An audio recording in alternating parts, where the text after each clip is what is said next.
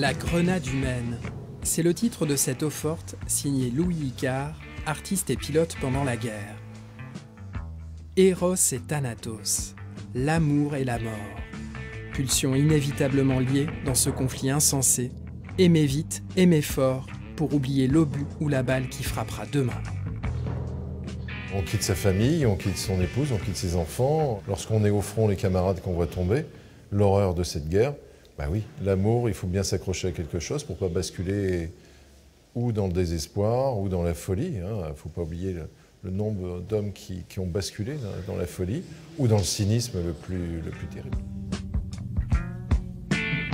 Voici une lettre envoyée à Mistinguett par son amant Maurice Chevalier. Le roi du music-hall est alors prisonnier en Allemagne. La fureur d'écrire s'empare du pays.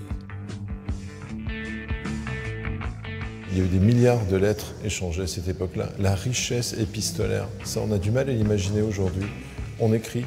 Et d'ailleurs, ça va être un exercice presque thérapeutique nécessaire pour ne pas se sentir seul. La romance épistolaire n'a qu'un temps.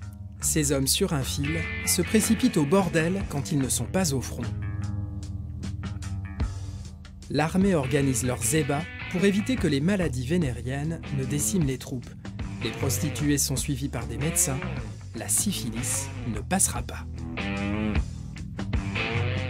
Un soldat est un homme, une femme de soldat est une femme, et ils avaient peut-être encore plus des besoins, des envies parce qu'ils étaient frustrés finalement. La haine et l'amour sont des sentiments qui sont souvent très proches.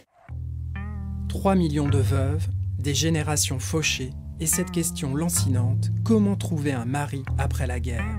Les Catherinettes auront bien du mal à quitter leur chapeau.